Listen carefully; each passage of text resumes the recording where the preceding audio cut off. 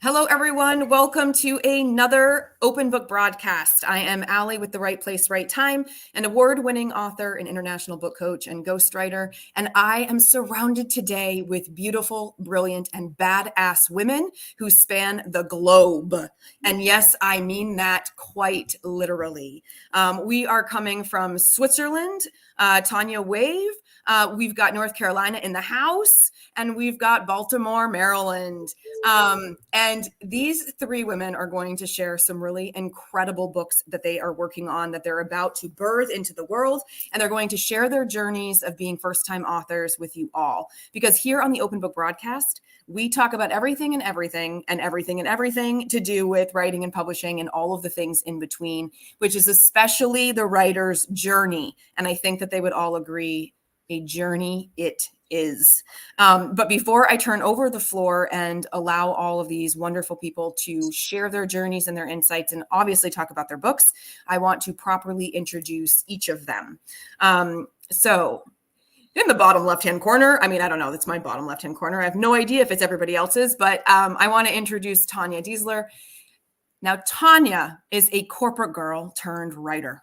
She wrote her first book, #Girl Consultant, about the consulting world, sharing her lessons learned with the intention of motivating more women to go into consulting after university, because it's a great foundation for a future career. Tanja, thanks for being here this morning. Hi, thank you for having me. And Erica Anderson Rooney is a speaker, author, C-level executive, a wife, mom, and fitness fanatic. She's on a mission to bring more women into positions of power and keep them there by breaking free from the sticky floors, those limiting beliefs and toxic behaviors that keep you stuck. Erica, welcome. Woo, thank you. I'm so pumped. And last but certainly not least, we have Helen Holton, a woman who partners with leaders to drive visions and teams forward. With 30 plus years of leadership under her tent, she runs a boutique business focused on leaders and teams to become more intentional, collaborative, and high performing. Helen is the founder of Dr. Helen Holton and Associates, the creator of the Intentional Leadership Process System. She's a seasoned executive leadership coach, trainer, speaker, show host, and author who leads with intention to add value to you. Welcome, Dr. Holton. Woohoo! Way to go. Oh my gosh, I love it. I love everybody is here. The energy is high. Everybody's got their fabulous bright colors on. I look like I'm in a padded cell, but that's okay. We're in the process of moving, so there's nothing on the walls anymore. But it's all good.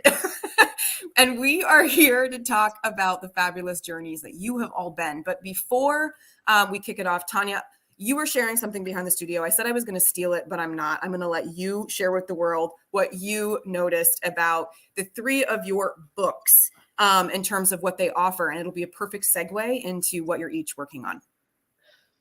Yeah, of course, sure. I think this is all about women's careers. So my book is focused on how to jumpstart your career. Then we have Erica, who's like breaking the glass ceilings. And then Helen is how to be good at leadership and how to develop and how to actually keep it going. So she's the bridge between my jumpstart and Erica's really going through the glass ceiling and becoming a C-level. And Love it. Yes. Oh my gosh, this is beautiful. So not only are you going to get to hear about the writer journey, but you're also going to get to hear about three books that you all must have on your bookshelf if you are a woman looking to develop in the world of business, regardless of consulting or nonprofit or governance or whatever your shtick is. What I do know about all three of these books, having worked with all of these women, is that every single one of them, all these books talk about intentionality, being present, thinking about what you need, what your strengths are, what your skills are, and thinking about designing a life that is really about your power and strength. Like every single one has elements of these things. So let's just start with learning more about the books. So, what's your book's title? Who are you trying to reach? And what's the vision that you have for your book? What do you want the book to do out there in the world for you and for your reader? Let's start with Tanja, since your book is the beginning of the journey. We'll start with you, and then we'll move over to Dr. Helen, and then we'll go down to Erica. Sure. So my book is called #Girl Consultant, and it was written with the intention to, as I already mentioned, motivate more women to go to consulting. because I really believe that consulting is a really good basis for a career trajectory, and you learn a lot, and you also get to develop your skills. You get to see a lot, even if you're not so set on, maybe you come from business school, right, and you don't really know which industry you want to go in, what company you want to work in. It just gives you a really great basis for looking into different topics, different industries, different companies. You get to work with so many people, and you just learn so much. So you learn hard skills and you learn soft skills, which then basically you can refer to back to your whole life, right? So if you are really motivated at the beginning and you really want to, you really want to work hard and develop yourself, it's also a lot to do with personal development, right? You get to try a lot. You get to see, okay, how can I stay authentic in a high pressure environment? But how do I also stick to my values, and how do I become the person really that I wanted to be? And then how do I, with a basis like this, you can basically move on and really shape the career that you really want to do. So obviously this also based on my lessons learned, because I think I was a lot on the struggle bus when I started. And also, so I just want to really share those lessons. That's a book basically that I wish I would have had when I started, because so many pitfalls that I had, and I'm trying to, in a humorous and really fun way, share this with my readers. And I just really hope I motivate, and I help a lot of people, or a lot of women, to make this journey a little bit easier. Beautiful. And I just want to highlight something for our folks who catch this. So one of the things that Tanja just said is really important when you're thinking about writing a book. And what Tanja said is, I wrote the book that I wish I had had. Dun, dun. Okay. Mic drop. Like, I want you to write that down if you're paying attention to this video. This is huge. When you know that there's a gap in the market, or you know that there's a book that hasn't yet been written and it's the one that you wanted, chances are somebody else has wanted it. And that is a good way to look at topics and focuses for your book, and to help you get a leg up, and not just write something that's already been written half a dozen other times. All right. My little coaching spiel is now over. I'm passing the mic over to Dr. Helen to tell us about her book. Hello, everyone. I am so excited that you are here, because this journey started out with one thing in mind. I'd left serving as a member of the Baltimore City Council after 21 years and said, I think I need to tell my story. I'm going to write a book. A professional speaker, not afraid of crowds, the whole bit. And I said, oh yeah, piece of cake. I've got 3 master's degrees. I got all these whatevers that say, yes, you can do this. And then I got in it. Woo! What did I learn? I feel like I've earned another degree of some sort, and only at the primary level, because what I know is that what I have learned along this journey has just blown me away. This book has been 7 years in the making. And I just have to give a shout out to Allie, because I don't think I'd have gotten to the finish line, at least not in the time frame that I did, without her guidance, her wisdom, her experience, her woosah that says, yeah, that's what I need. And along the way, it became very clear to me that one of the most significant things that you can do, I'm a businesswoman. I'm a visionary thinker. And Allie made me get down in the weeds of what is in me, of what I know, to get down into that space of where the secret sauce is made, and bring it forth so that people understand, yes, this is doable. If you're feeling stuck, broken, misguided, it's because your leadership is not with intention. The title of my book is Intentional Leadership. And it's about the work I do every day in partnering with leaders to drive visions and teams forward. And someone said to me, well, is that the right order? Don't you mean teams and visions? I said, no, if you're a leader, it begins with your vision.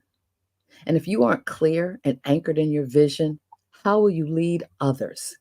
How will you add value to them if you don't know who you are? And this system is born out of 30 years in corporate America, government, nonprofit leadership, financial services, bail bonding. I mean, I've done some of all sorts of things that all drilled down to one thing, and I love it. One of my mentors, John Maxwell, said, everything rises and falls on leadership. The world will be a better place when people are better leaders. And I said, that's it. I know it front side, back side, and leadership makes a difference. And who you learn from matters. The most effective leaders are lifelong learners. And the question I want to leave you with today is, what are you doing to learn something new and different today that you didn't know yesterday? And how do you take that against the mirror, the prism of who you are and what you're bringing to the world to add value as a leader to make a bigger difference? I'm Dr. Helen Holton. Glad to be here today. Gosh, thank you, Dr. Helen. I love that. I love that. I love that so much. I also love that you left with that question, because I feel like this actually is a great segue into Erica's book about sticky floors and glass ceilings, because really it's all about being intentional with where you want to go, your vision for yourself, what you want to do in the world. So Erica, tell us about your book. Yes. First of all, my cheeks are already hurting from just smiling so much from being a part of this group. Like, I got to kind of relax them a little bit here, but it is so amazing to be surrounded by so many incredible women. My book is called Glass Ceilings and Sticky Floors, Shattering Limiting Beliefs and Toxic Behaviors to Uncover Infinite Possibilities. And this is a book that really asks you to look deep inside of you and ask yourself if you're dreaming big enough, because I'm here to challenge you and probably tell you that you're probably not. And especially if you are a woman, especially if you are an entrepreneur or you are in corporate America or corporate anywhere, corporate global, since we have our friend Tanja here, we are not digging deep enough. And those glass ceilings do exist, right? I don't want to gloss over this. There are systemic issues that will take decades and generations to repair and overcome, but that does not mean that we wait. There is a pay gap that stretches so far and wide, it'll take 132 years to close if nothing changes. There's a leadership gap that is so far and wide that it will take 150 years to change if nothing closes. And if I am a working mom with 2 small kids in a C-level powerful position where I can also write a damn book, then you too can do those things. But the key is you have to dig deep into yourself and say, is it the glass ceiling that's holding me back, or is it my own sticky floors? And a lot of you are probably like, Erica, but tell me, what is a sticky floor, right?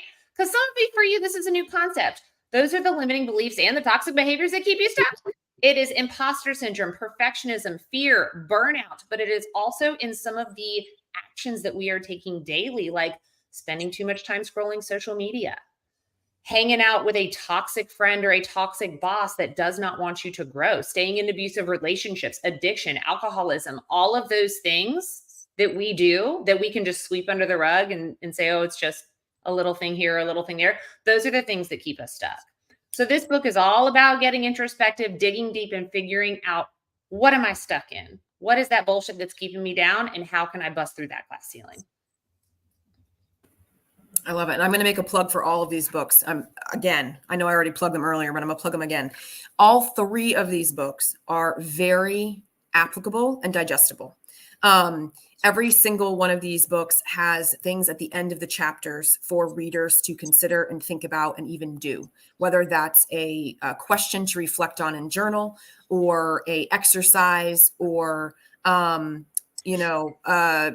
tips and tricks that you should have like committed to memory, right? To make your journey and whatever the book is about, make it easier. So these women have been intentional about what they've written. They've been intentional about what they're putting out there for their reader, intentional about the change and transformation that they want their reader to have. And I also have to say that they have shared deep and honest stories from their own personal lives in order to make their points. So they're not just preaching. Okay. They're not just up on their soapboxes, like verbal diarrhea all over the reader. Okay. They're being real with y'all. They're telling you their stories. They're telling you about where they've been. They're telling you about their own journeys, their mistakes, their flaws, the things that they've had to overcome, their challenges. They're keeping it real because they know, as humans, right? We are all complicated and nuanced, and none of us are perfect. That everything we do is a journey. So I could not promote these books enough. And I can't wait for them to make it into the world. I think all of you are on track for somewhere within the next 12 months. Yes. Mhm. So either by the end of 24 or very early 25, these books are going to be gracing the world. So please, please, please, you're going to want to follow and connect with each one of these women and grab those books as soon as they're available. I will make sure that I put how to connect with them into the comments a little later on in our conversation, and that it will also appear with the show notes. Now, where I want to, just before that, I do want to let you all know we do have a viewer this morning who says, this is an amazing conversation and driving me toward believing my book matters too. Yes. Yes. We've Yes, been yes. successful. We could just stop talking right now. And also wants to know how do they get autographed copies? Because that's my new obsession. Send me your address. Connect with me and send me your address and you will get it. So, Laura, make sure to connect with all three of these women on LinkedIn so you can follow when those books are going to drop. And of course, I'll put connection information into the notes. I'm glad you're with us this morning. And yes, your book is going to matter and it's going to be so powerful. I'm so excited about your book. All right, let's transition. The books are coming out, but you all know it took a long time to get here. Oh my goodness. I started out, I said it was 7 years in the making. And when I thought, I said, the starts, the stops, the book coaches along the way, I can't do this right now. I'm feeling really energetic. Let me go in there and do this thing. The roller coaster ride. And I can't think of a better way to call it out than it was a roller coaster, because there were times along the way I was so gung-ho about it and I was unstoppable. And then life happened and it's like, okay, no, I can't do that right now. And I'm being very transparent here. My publisher was ready to fire me. I said, that's not a good sign. When you know you have a story to tell, you got to get to work. And I got to work, and that's when the bomb hit. And I realized I cannot do this by myself. It's like being so deep in the forest that you can't see the trees. And that was a reality. So if you're thinking about writing a book, don't be discouraged. Be encouraged that you're learning some tips and tools now that you can prepare yourself. And even with that preparation, you'll have those moments when it's like, I wanted to do what? So, yeah. And I'll piggyback off of that, Helen, because there is no right or wrong way to write a book. And I will tell you, my story was a little bit different in that somebody just suggested I should write a book. And I thought I would never do that in my life. And then I kind of got the spark of motivation and I wrote a whole damn book. And I thought, well, that's the hard part. I'm done now, right? I'm just going to turn it over. It's all good. No, that's when the work starts, which that was what blew my mind, was the book work really starts after you write the first version of it, But there's no right or wrong way to go about it, because I'm sure my journey is totally different from Tanya's and Helen's. Okay, I'm not so sure about that, because I relate pretty much. So my book has also been more than 10 years in the making, I think, or even longer, because I started writing a blog next to my job, actually, when I was in consulting. And then all of a sudden I accumulated so many stories that I was like, oh, okay, let's put them together. But then it was the same thing as Helen. It was more like, okay, well, let's just start a little bit here. And then I didn't know which tense to write it in and how to structure it. And, because obviously I didn't study it, or I haven't, I've written my little blogs, but obviously there's so much more to just telling a good story, right? And so when you put it onto paper, and then, until I was ready to, I was like, okay, like either I'm going to do this and I'm going to need help, or I'm not going to do this at all. And then, I reached out to Ali, and then I was like, okay, done. Like I had my first meeting with you, Ali, I remember. And I was like, yes, I'm all in. I'm going to do this. Let's go. And then, from there on, that was a good commitment, I think. But from there on, it was still, it was like, I can't believe you let me get through with the first draft that I submitted. Like, because after coming this far and then rereading my first draft, I was like, oh my God. She must have thought, what the hell did she get herself into? But she coached me through it, and I'm just really glad I'm here and it's finished. And I can't believe, actually, after wanting to write a little handbook with like a couple of nice pictures and you know, little bullet points over here and over there, it has come together to like a pretty decent you know, amount of words and good stories. And I'm just actually, yeah, I'm so happy. I mean, it was really tough. And also, you know, the excuses they pile up, you know, as in, oh, I didn't sleep very well. Maybe I should sleep some more because instead of waking up at 6 a.m. and writing for an hour, you know, maybe I should, you know, do this, or maybe I should go with my friends, you know, on the weekend or something, you know, like, but then in the end, it's all about consistency and dedication and basically discipline. So, yeah. And I'm real really, commitment really, to the yeah. story that you have to bring to the world. No one can bring but you. Yeah, exactly. And it is through that, knowing it in my head and putting it on paper were so very different. And there were moments it was like, oh, if someone had told me it was this much work, I'd have thought twice about doing it. And that's why I'm convinced. So, Allie, FYI, I'm putting it out there to the world. The next book is already like ready to, it's got the perimeters around. It's like, no. I'm going to start with Allie on this because, nope, I don't want to make the mistakes I made the first time that caused me to put it aside because it was just too much. And book coaches are wonderful. They're wonderful. Allie is a book coach, but she's more than that because she brings not only her expertise, she doesn't just dump it on you and say, okay, this isn't good. Move that. And you're like, well, what the frick am I going to do now? Really? So, and it's like, okay, no, I don't agree with that right there. And for me, so true confession. Okay, this white hair I've actually grown into. It's always been with me for as long as I can remember, but I've earned it now. When she took my manuscript and put it in a Google Doc, I thought I was going to die.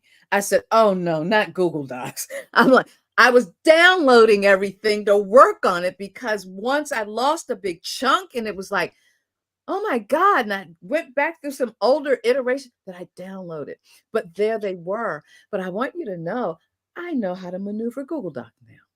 So it's a learning process about helping to equip you and prepare you in ways that you can't see going in.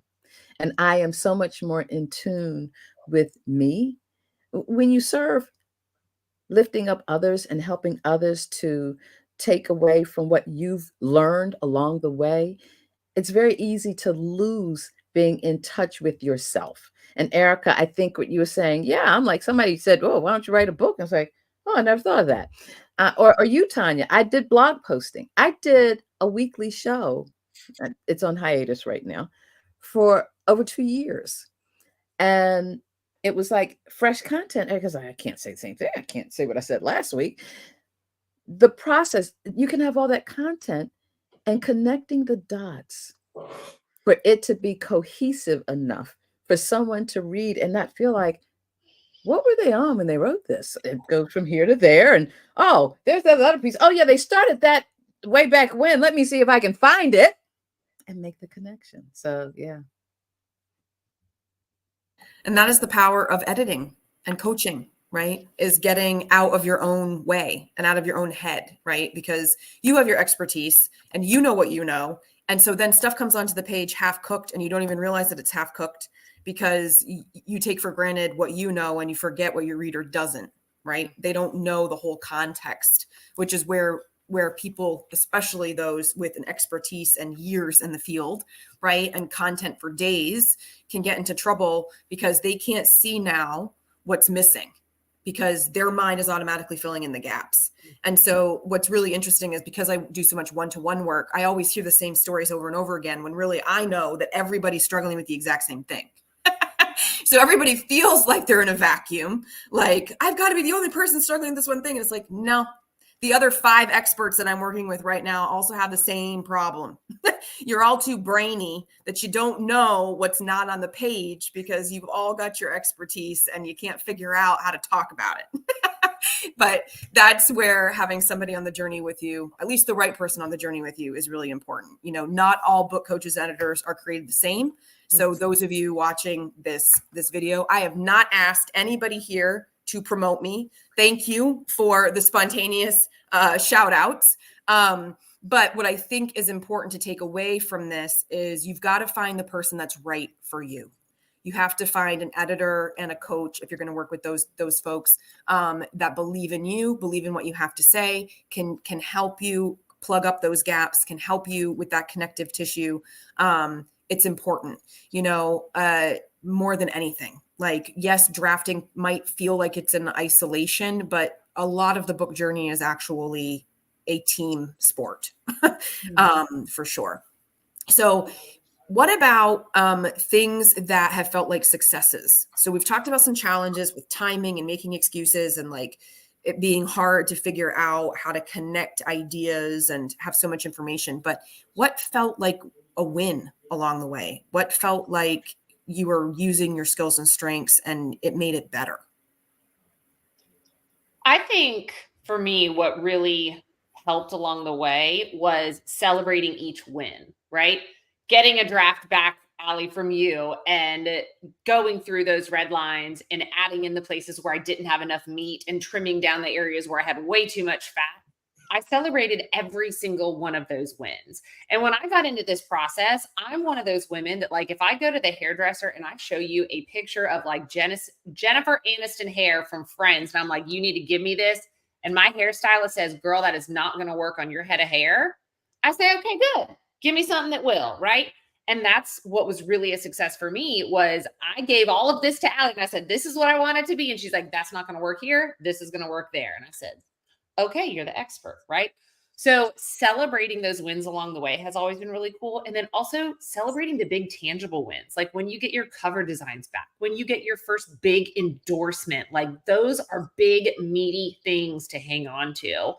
And for me, where I'm at in the stage right now, like I'm still really looking forward to when I do a photo shoot with my actual physical book. Like that's going to be a bomb ass thing to do, right? And I'm going to put that everywhere on Instagram, LinkedIn, Facebook, TikTok, anywhere you want to go, that you're going to see my book. And that's going to be a big win. But making sure that you celebrate, because it is a lot of work and it is a team sport and you have to celebrate each milestone. I love that. Yeah. I sometimes I didn't celebrate enough. And Ali really supported and helped me. And you were always like very motivational in terms of when I handed in something and I was like, oh, but it's so red and it's so, but I need to do better. And then you were like, no, girl, this is a huge achievement and you did so well until here. And let's do the last part. And I think that was so valuable because that really kept me going. And I really, really, really appreciate that. Not only, you know, from obviously an expert in writing perspective, but also from a human, you know, from being that coach and by your side and from a human level that you were just so encouraging all the time. It was just so amazing. So thank you so much for that. You're so welcome. And aren't you happy that I didn't tell you to go and have an almond as your celebratory? This is an inside joke, but without giving anything. Yes, without giving anything away, we were trying to build in celebratory actions for Tanja to keep her going. And she was like talking with some other person who was writing, I don't know, and their celebratory action was like a handful of nuts or something that they liked. I don't even know now. I think I changed it every single time I brought up the nuts. I think I've said almonds, I've said pecans. No, it was one almond. Yeah, it was one almond. Yeah, it was an almond. Yeah, one almond. And this is not knocking anybody else's, like, if that works for them, that's great. But like, as somebody who's like, no, let's go big. If we're going to celebrate, let's do this thing. Like one almond isn't going to cut it. But when Tanja told me this story, I laughed so hard I was crying. I was just in tears. And I was like, an almond is not going to do it for you. This is not going to be the motivating thing that you're going to want to get to the next milestone to celebrate. So we had a lot of fun trying to figure out, like, okay, what does celebration look like for Tanja? And every time she hit one, I reminded her she could go have an almond if that was going to be the thing. But Tanja, what do you feel like, apart from, like, yes, maybe you didn't celebrate enough, but where do you feel the most pride in the journey so far? I think it is rereading my book. I actually really like it. So I know I've been rereading it so many times that I kind of already know it off by heart. And you would think, that you're like, oh my God, I can't see it anymore. This passage again, because you've read it so many times. But I actually reread it before handing it over to the publisher now, and I'm so happy. I'm so excited to read it again. I'm not even bored by it, or I'm like, oh, okay, this is so cool. Oh yeah, I remember writing this. Oh, this is so, so that's why that actually makes me really proud of it, and that it's nicely cohesive, that everything's well explained, and and obviously that really makes me so proud. And obviously having put together so many words is just incredible. I mean, I didn't even think that was possible. So Yeah, I mean, your manuscript doubled in size. I know. From like when you began. Yeah. But I mean, you also had so much fun like adding in like features to your Yeah. book. So Mhm. Tanya's got tea time, like, or it's in the tea is like one of the feature sets where she tells a story, and she's got this like levity about how she tells the story, like kind of poking fun at self, right? But in a way to try to humorize, but also allow the reader to learn. And I mean, I still think that it's freaking fascinating that you've written a full-length manuscript in English, which I mean is only one of your languages, and did it damn well. Oh, thank you. Well, with your help, So So like yeah. stick that feather in your cap, because it's that's a big one. Helen, what did you feel like were wins during the process? Wins were the ability to connect with myself through words on paper.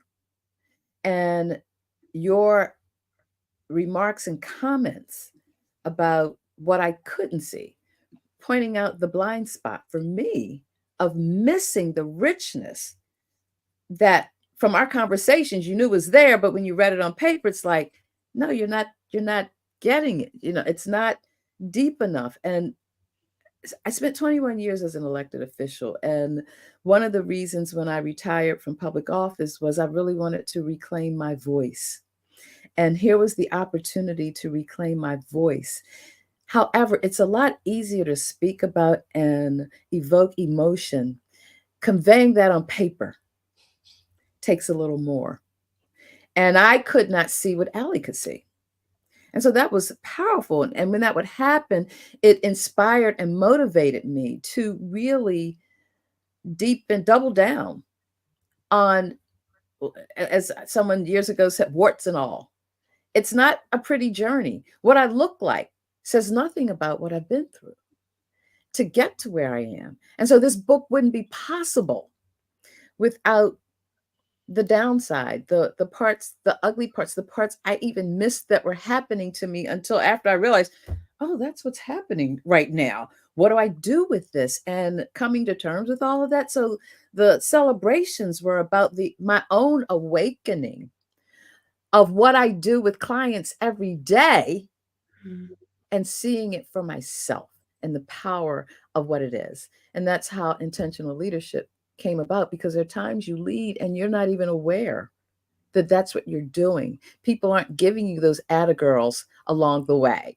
You're just trudging through because I got to do it, and I have the commitment and the wherewithal to do it and to make a difference in people's lives is what drives you. But stopping to say, look at how good I am. They want me back. Hey, there must be something to this. I'm transforming people's lives. They're moving from what I thought was possible to, yes, I'm doing it. And those connecting those dots, that the work I do makes a difference. And as a woman in this world, that's a really big deal, because we don't take enough time to recognize our own greatness and what we bring and how we add value. And I'm going to say this, I don't mean to be sexist, but it's just my experience being natural nurturers in most cases of people around us. But the world has a way of making us think that that's not good, that that's not good enough. Oh, why bother with that? However, it is the secret to what makes the success great, because you have deep empathy and compassion to impact the lives of people who are struggling or going through and creating opportunities. So I love it. I absolutely love it. Something you said reminded me of probably one of the biggest wins that I think many authors experience, but you said it allowed you to reclaim your voice. And Yep. in my book, Glass Ceilings and Sticky Floors, every chapter has sticky floor stories. And these are all the stories of women and their personal experiences struggling with imposter syndrome, fear, burnout, all of those things. And those are all of the parts that we tend to hide from the world, that we tend to keep way down deep inside of us. We don't even like to speak them aloud. And as Ali said, like, we tell our real and raw stories in these books. And I talk in one of my chapters about alcohol and addictions, about my struggles with wine and how that really kept me back. And that was a secret that I held on for so long because it made me feel less than. So when you are an author and you take these words and you put them onto paper and you put them out into the world, you are saying, I am enough as I am, and I am worthy. And when you can take that courageous step forward and put it all out there, all of those words and thoughts and feelings that you have around these sticky floors become obsolete because you are already putting them out there to the world saying, I'm enough just as I am. And that is one of the most powerful things about being an author. Absolutely. I couldn't agree with you more, to see it and to see how it shows up in other people's lives. 100%. That they come back to you and it's like, oh, I so appreciated the comment you made. Speaking up in your most authentic self. And I'm going to put this on the table that hasn't come up. So you talk about what it feels like for you. I'm a Black woman in America. And in the process of doing this book, I felt that it was important for every reader to know it's about helping you, the reader, understand perspectives that you may have no knowledge of what it means 100%. to be in that place and in that position, to be sitting in a room and felt to feel invisible. And finding your voice to, as I write about failing forward, I'd rather open my mouth and say something that gets the attention in the room, not to in a belittling way, but to demonstrate a different thought process and perspective on the issue being discussed. And that's such an empowering place for me as a Black woman, sitting in places and spaces that the average person that looks like me doesn't get to be in. And it's about finding your own voice and understanding that you have one and how to anchor yourself in resilience. My work is anchored in the 3 areas that are going to help you be intentional and sustainable. And that is a strength awareness. Who are you at your best? Resilience, because the higher, I grew up hearing as a child, oh, baby, with new levels come new devils. Well, I didn't know what the mother of the church was talking about. However, it soon came to pass that with every promotion came new enemies, new targets, new haters, because, oh, why'd she get the promotion? What did she do that was so great? And when I think back over my life, of most jobs I left, particularly in corporate, I had to train 2 people to replace me. And it's like, oh my God, what if I knew I was that much of a badass then? Maybe I'd have spoken up for myself and still been there. However, it was the lesson learned that going to the next level, you know what? I'm going to speak up for what I want. I'm going to demonstrate that I do belong in the room to have a voice. So there. I love this conversation. Yeah, I think, the main takeaway to summarize, right, is, writing a book and being an author gives you a chance to reclaim your voice, but also reframe your narrative and your story, refind your power, right? To re-examine that all the crap that you've been through, right, has made you the resilient, strong, persevering, awesome, contributing soul that you are, right, to the world. But also by you elevating your voice and your stories, you give permission for other people to elevate theirs, right? And the other thing I think that's really come up too, without it being said in this many words, is the author's journey is one of transformation. Full stop. Like, you are not going to walk away from having written your book the same person you were when you started, because of all of that reclaiming and re-empowering and reframing. You will look at yourself differently. You will feel differently about who you are and how you show up, because you've just done the most courageous thing that you can possibly do, which is to be yourself and to put yourself out there in all ways. So lots of people will come into this work going, I'm going to change the world. Like, I want to motivate, and I'm going to break ceilings. I'm going to get more women into consulting, and we're going to make better leaders. And usually, that's a good thing. The authors know what they want their book to do for others, but they very rarely have any clue what their book will do for them. Yeah. Right. That, to me, from where I sit, is the most powerful piece of the work. Mm-hmm. Because if my deep core belief is that when we heal parts of ourselves, when we activate our own healing through telling our stories, through honoring them, writing down our experiences, we become healthier, whole people. And healthier, whole people treat other people healthier and whole. Right? Absolutely. And it ripples out. Right. So for me, books are like an avenue to change the world, but it starts with each of us doing the brave thing of like actually showing up. I want to do a rapid fire question. Your biggest piece of advice that you would give an author about to jump on this journey. Okay. But here's the challenge. You can't say what somebody else has already said. So I know that we're all collaborative and everything, and that's wonderful, but not now. Okay. You have to come up with your own idea. So top piece of advice for a forthcoming author. Erica, I'm going to start with you. Don't stop. Don't stop. Wonderful. All right. Helen? Take care of yourself. Great one. Tanya? Always have the vision. Yeah. Oh, great. Beautiful. Beautiful. Don't stop. Take care of yourself. Always have the vision. All right. So to wrap up, I want to give all of these fabulous women and forthcoming authors a chance to say where to connect with them, and to also talk about anything they've got coming up, where you want people to kind of gather with you, or if you've got a freebie that you want to promote right now. Now is your time to do that kind of last little self-promotion piece that we like to do. And I'll also put up the names of your books one more time for folks. So Erica, why don't we start with you? Yeah, so you can find me anywhere and everywhere on all social medias, but I'm most active on LinkedIn as a C-level leader. That is where we live. But head to my website as well, which is just ericaandersonrooney.com. I have all of the freebies around mindset, nutrition, how to optimize your life operating system, all of the things. Go there. And of course, get my book when it comes out.